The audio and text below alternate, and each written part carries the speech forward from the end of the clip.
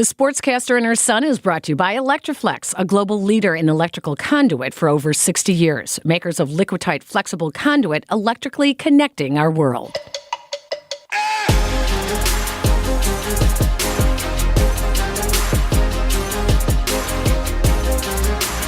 A word of warning, this episode may contain some language that you find offensive. Hello and welcome to the Sportscaster and Her Son, where sports bridges the gap between generations, from baby boomers to Generation X, Y, and Z, and maybe everyone in between. I'm your host, Peggy Kaczynski, 12-time Emmy Award-winning sportscaster, most recently NBC Chicago for the past 17 years. And I'm Jason Conander, contributing writing for various websites, including Minor League Ball and Fansided's Busting Brackets into Windy City. And I'm in high school. All right. We don't always get along. We are mother and son, but we do have a love of sports, which tends to bridge the gap between us. With this podcast, we try to cross over the generations and discuss sports from yesterday, today, and tomorrow. In this episode, the N-word in sports. If you use it, it just may get you kicked out of a game. But why? Exactly who is offended? And over time, do some words, like the N-word, lose their power? First, our look back. 47 years ago, May of 1972 to be exact, in Santa Monica, where comedian George Carlin was doing a very famous live show for his Class Clown comedy album. He recited the 7 dirty words you can never say on television. Sometimes, well, hell yeah. Sometimes it's okay, but not all the time. And they're the only words that seem to have that restriction. I mean, there are a lot of words you can say whenever you want, you know. Pneumonia! Nobody gives you a lot of... All right, you can't yell it in the hospital a great deal, but what the hell? But there are some words that you can go to jail for. I'm not going to say them for the sake of our audience, and considering that, Jason, you are only 16 years old. Huh. I know. Well, it's my choice not to say them. Even though I'm pretty sure you have heard them. Think? You've used them? Yep. Some of them, at least, right? There are some words that we just have decided we will not say all the time. Sometimes, okay, you know what I mean? It's just like we've decided there'll be some words we won't say all the time. And I was just trying to find out which words they were. For sure, all of them. I wanted a list. Because nobody gives you a list. That's the problem. They don't give you a list. Wouldn't you think it'd be normal if they didn't want you to say something to tell you what it is? Nobody even tells you when you're a kid what the words are that you're supposed to avoid. You have to say them to find out which ones they are. All right, Jason, what's your reaction? Well, I'm going to be completely honest with you. I find them all very funny. What? They were called the 7 words you'll never hear on television, but I like to call them the 7 words that you're going to hear every time you sit down at a table in school. Come on. Yeah. Not all of them. Just about. These are words that, you know, I hear every day. They're not really offensive. They're not things that, like, you say or that you should say. Like, that's not really how you can showcase your manners. But at the end of the day, it's like, I don't think anybody's going to be, like, you're not going to be losing any friends if you use one of those 7 words. Okay, so you're not going to be losing any friends. But is it okay to use it in public? It's okay to use it around your friends, but is it okay to use any of them in public? So I know that some of my teachers and administrators are listening, so I'm going to have to be a little careful. Okay. But in most public areas, I don't think it's okay. You know, there's a time and place for everything. Right. Most of the time, you shouldn't be swearing, especially not around women and children. But, you know, like when you're with your friends, like, nobody's going to be, like, getting all stuck up about you saying the F word. Well, and it's interesting you brought up the F word because that's the one that I think it's lost its effect. You know, 20 years ago, 30 years ago, people would get really upset if they heard someone use the F word. I remember Grandpa Poppy, my dad, 25 years ago was very offended. We were at a family party, and a friend of one of my brothers actually used it, and my dad became very enraged. He thought it was wrong to use that kind of language in front of women. He was very, very upset. Now, I say it. I mean, same with SH. I mean, you've heard me say it at home, but am I going to say it at work? No. Right? Right. And I mean, in today's day and age, everyone's under a microscope, especially on social media. So I personally, like when I'm on Twitter or Instagram, I try not to swear because everything that you say can be tracked to you. But it's a completely different story at home. Well, maybe not as much at home, but like, when I'm with my friends, when I'm by myself, I mean, those words are just, I mean, it sounds bad to say that they're part of my vocabulary, but I mean, some of the words on here are words that I would never say. Right. But, the word that starts with F, the word that starts with SH, Yeah. and the word that starts with M. Yeah, MF. Yeah. Yeah. Those are words that, I don't really think twice before using them at times. And however wrong that sounds, I think that's just kind of our society today. Yeah, people don't really care as much. You're right. I think some words just lose their over time, and as they come into our everyday usage, they lose their power. But some words you still cringe at, like the C word. I hate it. I cringe at Absolutely. it. I just don't like it. And I think the other thing, Jason, that really sets swear words apart are the ones when you are calling someone it. When you use a swear word in frustration, it's people Right. get it. Yeah, people understand You're that. accepted. It's like, okay. But when you're calling somebody one of those 7 words, that's when it's kind of like... Yes, because you're directing it's not necessary. it at them. It's not necessary. And I've said, I think 2 or 3 times already, there's a time and a place. And, if someone really ticks you off, then I'm sure that there are times where it's appropriate. But these aren't words that, you like, if you're mad at someone, there are different ways to express your anger. There are different words of less magnitude that you can use. Those 7 words to me are just words that, I mean, some people say out of anger. Some people say try to be funny. It's really not that deep to me. It's probably a lot more deep to you. But my generation doesn't really care as much about swearing, at least from the way I look at it. And it just doesn't carry as deep a meaning as it seemed to have meant 40 some years ago. Well, you said it, words do have meanings, and that's what I think is important here. And I always said to you and your brother, I haven't said it to your sister yet because she's only 10 years old, but I always say to you, all right, I get why you're using these words, but you're smarter than that. Right. Yeah, you're smarter than that. Come up with something that's better than that. This brings us to the topic of Tim Anderson from the Chicago White Sox using the N-word. Jason, explain what happened. So, I believe about a month ago in a game against the Kansas City Royals, Tim Anderson hit a ball to the moon, stood and flipped his bat to the White Sox dugout.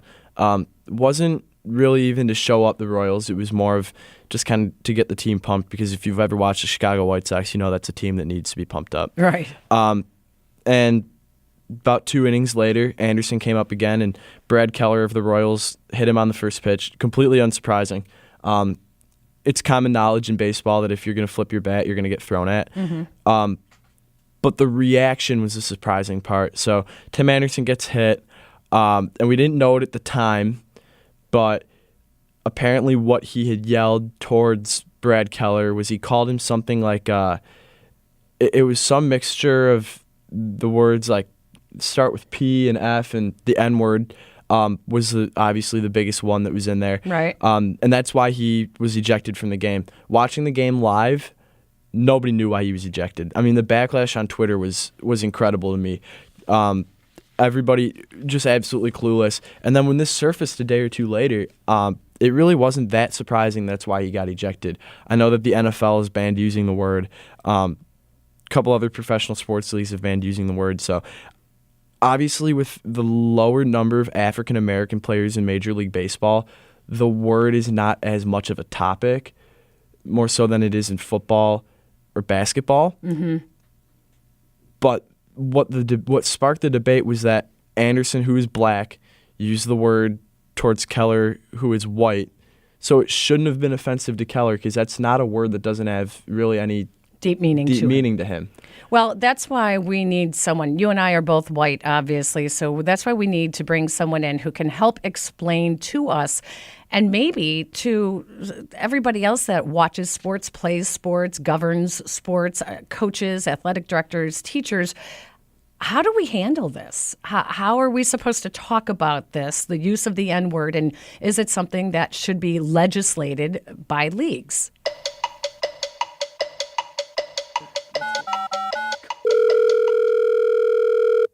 let's bring in somebody who can definitely talk about this a little bit better than you and I, Jason.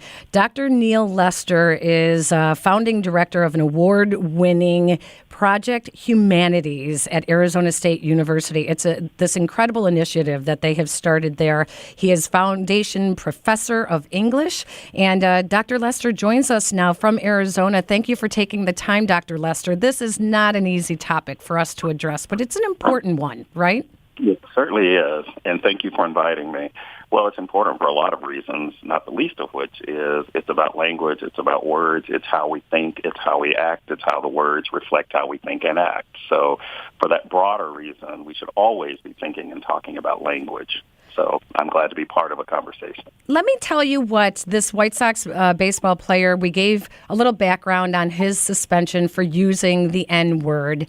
And many players in baseball, in his own clubhouse and across baseball, came to his defense. And they said it's middle-aged white men telling everybody else what to do in baseball.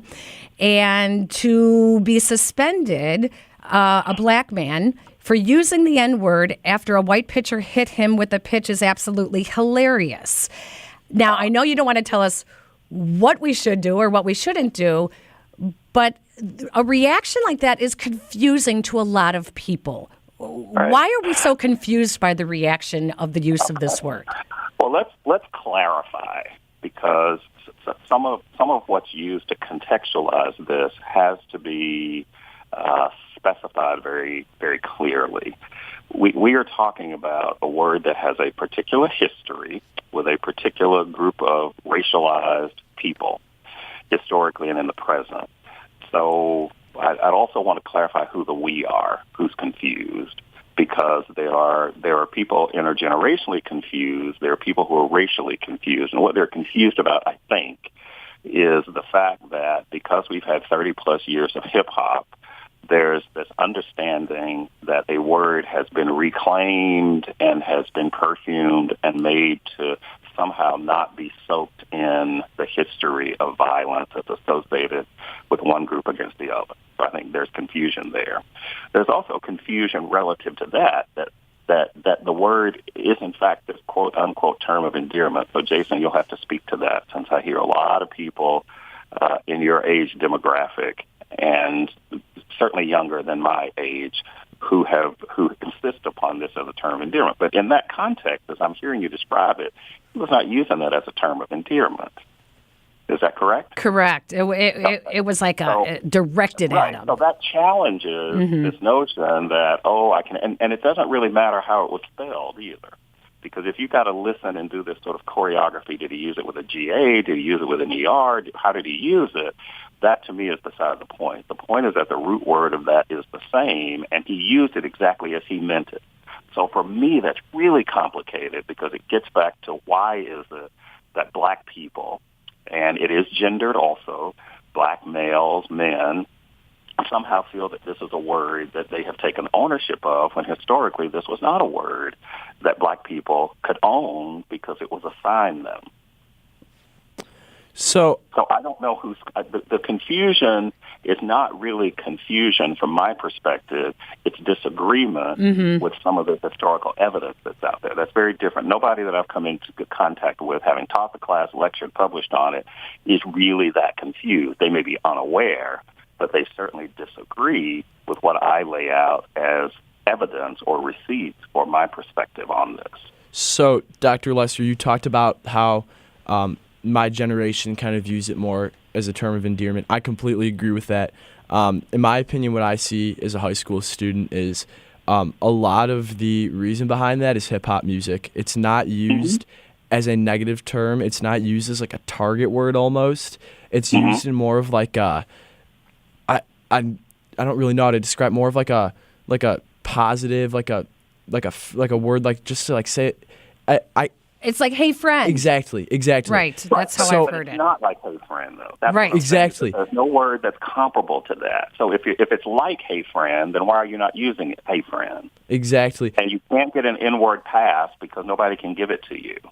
And they can't give you an N-word pass because there's a history that you also are not connected to generationally. And I keep saying this is 30 years of hip-hop and NWA and Kendrick Lamar and Tupac and all these men, again, black men, who have embraced a word that's primarily geared toward your generation and young white men like you, Jason, because you are the primary consumption of this music. Exactly right.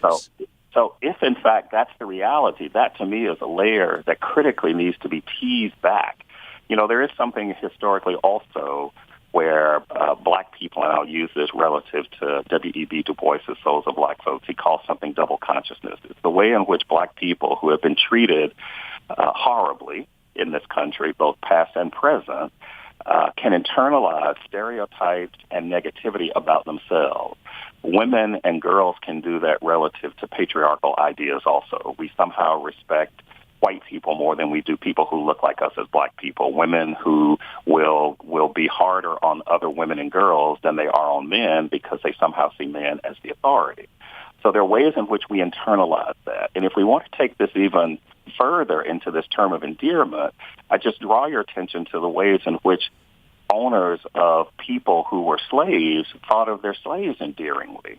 In fact, they referred to them as, how's my N-word today? And you'd have somebody like Frederick Douglass saying, oh, I'm fine, massa, I'm fine. So we treat pets endearingly. So the fact that this is if it's like friend, if it's like brother, why are we not using that is not laced with all the violence that is still laced with it today? So if we could somehow take that and put that past on the shelf and say that black people in this particular case are not treated unfairly, there's not educational inequities,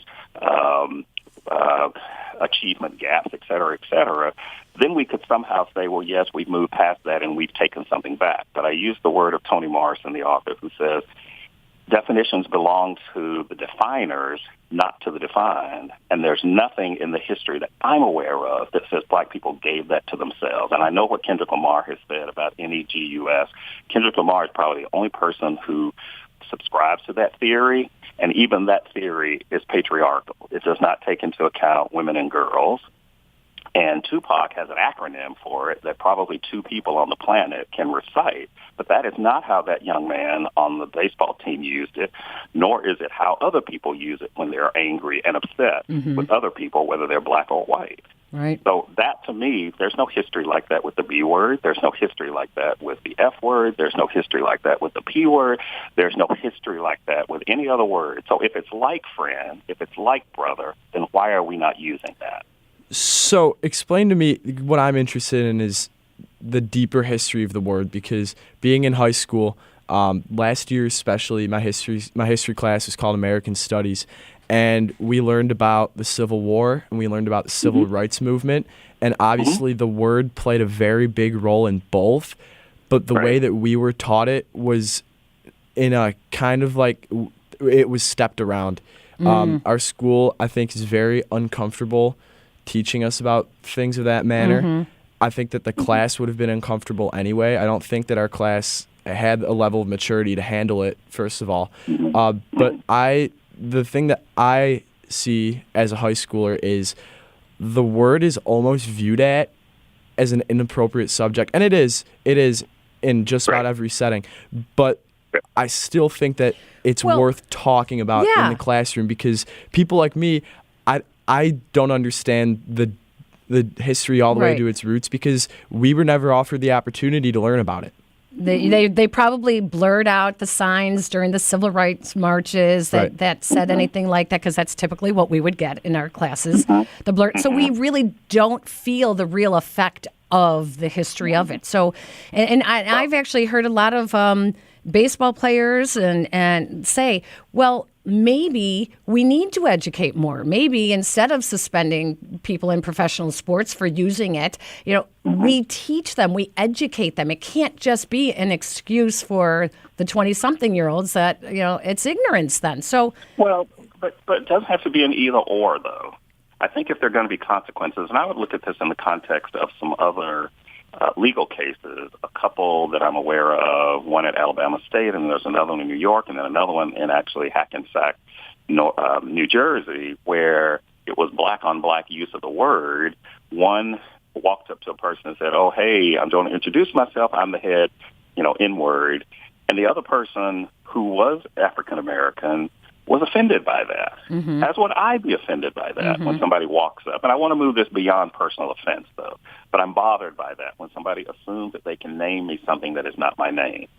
So this is not just a black-white thing. This is also a black-black thing. The NAACP, for example, has tried to bury it symbolically. That can't work because it lives in our very American fabric. We've also had campaigns to get rid of the N-word. So there are ways in which the history needs to be discussed, but it also is one of those things when you say we haven't discussed it, that I'm wondering who the we are, because there are black people that I know have had to talk about race and have had to talk about the N-word because their young kids came home being called that. So the people who haven't had to talk about it are the people who have the privilege of not talking about race. So we can't use that as an across-the-board way of saying we are just, should we have the conversation? We should always be having conversations. What, to me, complicates this is the fact that the hip-hop that allegedly is driving people to say stuff over which they have no control, apparently, that it's also laced with misogyny. Yes. It's also laced with homophobia. So are these messages being absorbed also? That's what I ask. And for those teachers who... I found the other part of this is that white teachers tend to fetishize the word. So if we're teaching Huckleberry Finn or if we're teaching... That's exactly what it was for us last year. To Kill a Mockingbird, they make the whole text about that. And that seems reductive, and it also seems unfair to the authors and those who are really engaged in literary study. So it is a word. It is a word that symbolizes and signifies so much more than the 6 letters. But if we go back to minstrel song, Jason, if we go back to slave narratives, if we go back to, historical documents that show that the spelling of that word is consistent with what people claim they've taken back and changed it. And think about this. The root of that word is the same. So whether you spell it with a G-A or a G-E-R, it is the same. And in fact, in 2012, when then President Obama was going to be reelected, one of the T-shirts and decals read 2012, don't R-E-N-I-G.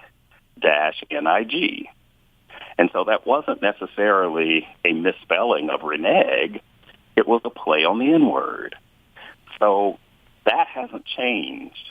So when people are talking about spelling and choreography, the gendered way in which people are trying to hold on to this, then to me it's much deeper. And I'll say it's very similar to those who were enslaved often talked about how, who had the better master. Well, that's a very pathetic conversation to have if you're both being owned.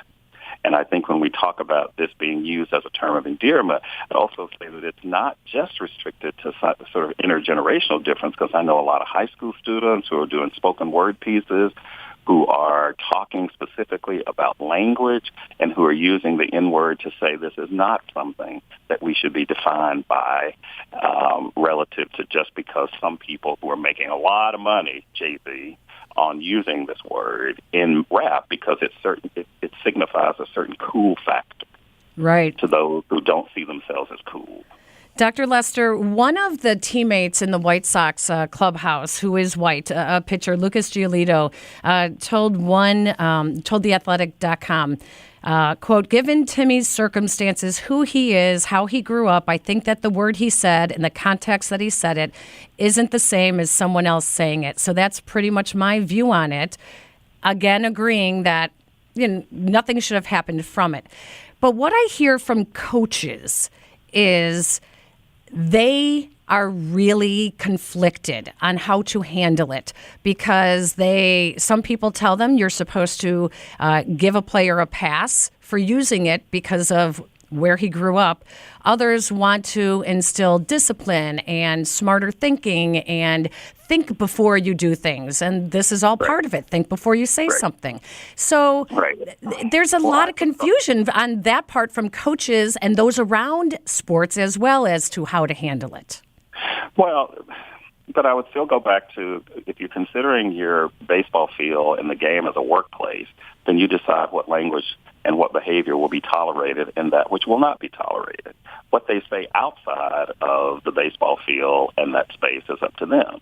But if you have certain rules and policies about your workplace, then I don't think it should be relegated to where one comes from, because habits that one absorbs can be good habits or bad habits, and what we learn, we can also unlearn. Mm-hmm. Right. So I'm not sure that that's a reason for confusion either.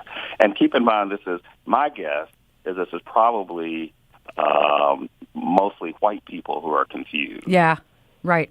So that we have to name that. Right. We have to name that and not sort of by default make it, we have to figure out what the race is, because my guess, Jason, I don't know, are you in a predominantly white school?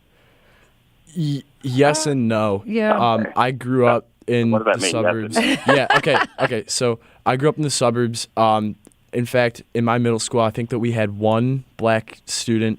So Right. my middle school was all white. And then I get to high school, and I believe it's about 60. It's about 40. Yeah, 60% white. Yeah. White. But there's a lot more diversity than middle school, for sure. Well, but the point again is that these are predominantly white spaces. Mm-hmm. So predominantly white spaces would be very fragile when it comes to talking about race. Mm-hmm. And Right. so for me, the reality is that white people need to start talking about race and understanding the extent to which it affects everybody. And this is certainly a start, but it's one of those things where, and even the black people who are in those spaces don't always understand either. And part of that is because, people don't stop and Google this, and people don't, we sort of absorb what is easiest and fastest for us to absorb. Mm-hmm. And, I've been one of those who have been trying to do the work. I've created the class, taught on it, lectured on it, doing interviews on it. And I'm essentially saying the same thing. But it's the same way in which I'm encouraging those who are allies, those white allies, those straight allies, those able-bodied allies, to take up the cause of those who are out there doing the work to try to educate, so that we all become part of our own education and not just relying on others. So I said all that to say there's a responsibility that teachers have to go into uncomfortable places as long as they are appropriately equipped themselves. Mm-hmm. If they haven't self-assessed their own attitudes about race, then they can't go in and shouldn't be trusted to go in and talk about it. On the other hand, I wouldn't rely entirely on someone of color to quote-unquote educate you, not you, but educate anybody solely based on one person's perspective. So I challenge any of my audiences, anybody who's reading the stuff that I'm doing, to go look at what I've thrown out there and check it out. Check it out to see if it makes sense to you. Absolutely. So it's the Project I'm Humanities initiative at Arizona State University. Dr. Lester, finally, let me just ask you this. Why is it that the F word over time has lost its power? And now I know it's because it describes an act as opposed to being used in a horribly hateful, degrading, insulting way, like the N word. But the F word has lost power over the last 30 years. Will that ever happen with the N word? Will it ever become where it's just a word that doesn't offend people? Well, those are apples and oranges, because the N-word is about an identity. The F-word is not about an identity. Mm-hmm. And the identity of the people most associated with that, who have been used negatively, the reality of their existence has not changed significantly. So the N-word is not about how one is treated. It's not about one's age. It's not about one's sexual identity. It's not about anything except the fact that this can be used as a toxic nuclear bomb. So there are ways in which, I am the first one, a study language, who looks at the way in which black people in particular have taken words and done all kinds of incredible things with it. Michael Jackson did it with, made bad good. Mm-hmm. We can change fat, F-A-T, to make it P-H-A-T. We can take ableist words like stupid and make that a good word. But those are not individuals. Those are not human identities. Those are adjectives. This word, the N-word, has been used as an adjective. It can be used as an adverb. It can be used as all kinds of things. And these are about identities that have still been fixed in the American imagination, politically, historically, socially. So to compare the F word, and I would even say the B word doesn't have the same historical baggage either. Right. That's gendered. The N word is an equal opportunity epithet. So there is no other word like that in the English language. And that is not to say that there are not other epithets, but there is nothing like this word has been used. I mean, there are ways in which other people can wear this too. You don't have to necessarily be black, as you just demonstrated. Mm-hmm. But it shows and I don't want to say confusion. I would say the ignorance and the unawareness rather than confusion. And oftentimes what I hear masked as confusion is disagreement because people assume that there's a double standard there. Right. And I have to borrow from anti-racism, activist Tim Weiss, who says, well, so is our American history. Our American history is a double standard. Now what? Right. All people are saying is think about your language, think about what comes out of your mouth. Are you being controlled by the words? Or are you controlling the word? And anything that you can learn, you can unlearn. And can't we just take our mom's advice, and if it's offensive to somebody, just don't say it? Well, but I would move beyond offensive, though, because offensive can be really personalized. Yeah, and that's why true. I sort of changed mine before. I'm not offended by it. I'm concerned when I hear people using language. I say that about these cuss words. I'm not a person who cusses. I don't surround my people with people who cuss. And even when my adult kids do it, I ask them not to do it in my presence. So there are ways in which I'm not controlling what they say. I'm just asking them to be more mindful of respecting what I'm asking. I don't do it in front of you, so I don't want you to do it in front of me. What those folks do as baseball players outside of the baseball workspace seems up to them. But if they're in workspace, then they have to be respectful of the policies, and there shouldn't be any tipping around talking about identity and what people are led. I mean, are you going to let people beat up people because they witnessed domestic violence in their homes? Right. I mean, there are ways in which those things need to be taken to a deeper critical level to figure out either we care about this, would we have people talking about women in disparaging ways? And the answer is yes. We call that locker room language. But I would also take issue with that as well. So there needs to be all kinds of things that boys need to think about relative to what we say in a society where women are treated so unfairly and there's such disparaging ways that we dehumanize, and I say the same thing can be applied racially. Dr. Lester, it is such a complicated topic, but I cannot thank you enough for helping us out and navigate our way through it. It really does help us out, and we will definitely check out the Arizona State University Initiative, Project Humanities. Thank you again, and hopefully we don't have to talk soon. Well, thank you both, too, for navigating this, and it does take courage to do it, and I appreciate the opportunity to share some humble thoughts on the idea. So thank you again, and good luck, Jason, as you navigate this, because it's important for everybody. Language matters, words matter. Thank you. Thank you, Dr. Lester. Have a great day. All right, bye-bye.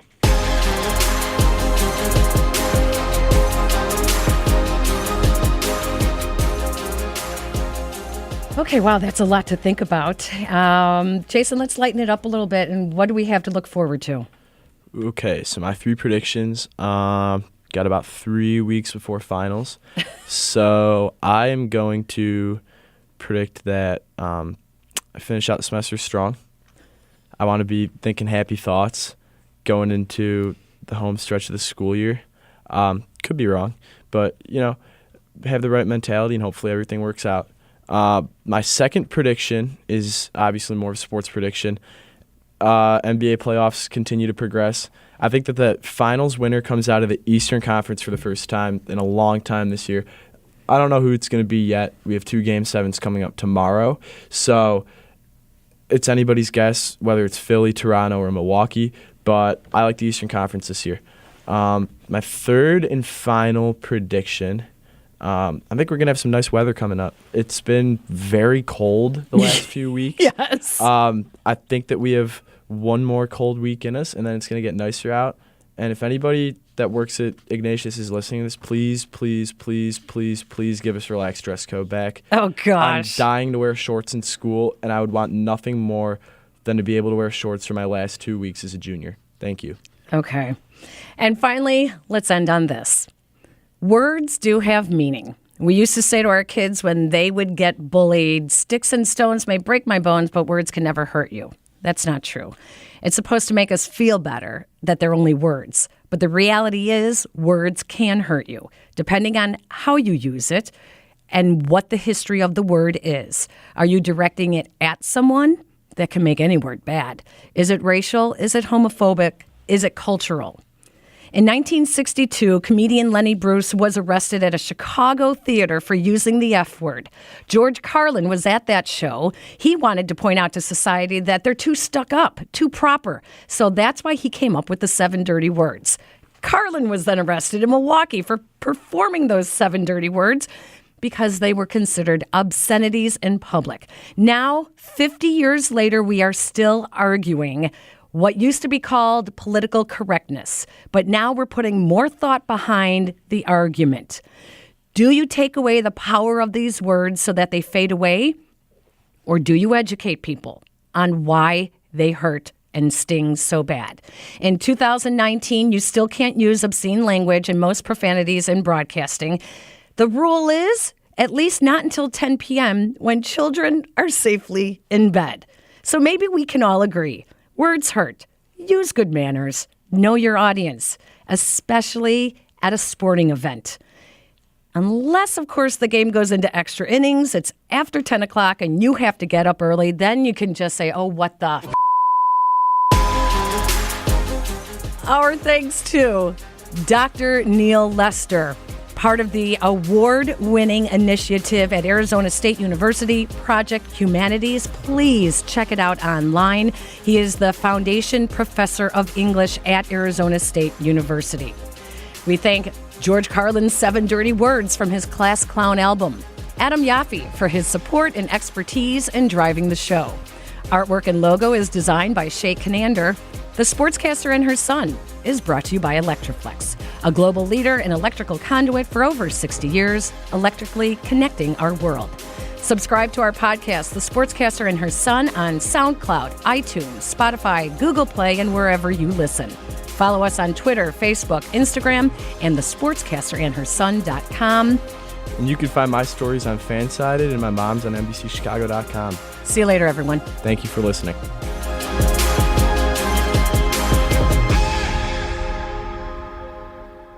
So the words, as I say, shit, piss, fuck, cunt, cocksucker, motherfucker, tits, fart, turd, and twat.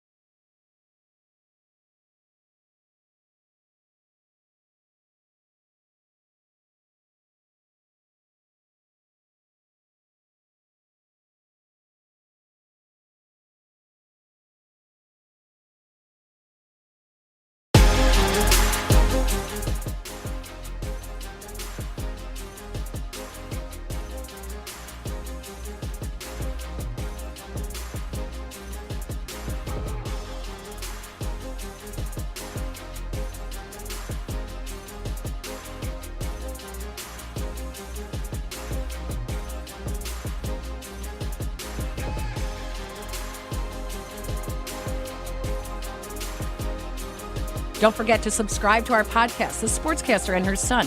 Follow us on Twitter, Facebook, and Instagram. Check out my stories on NBCChicago.com. And Jason, where are your stories? Fansided. All right. We'll see you guys next time. Thanks for tuning in.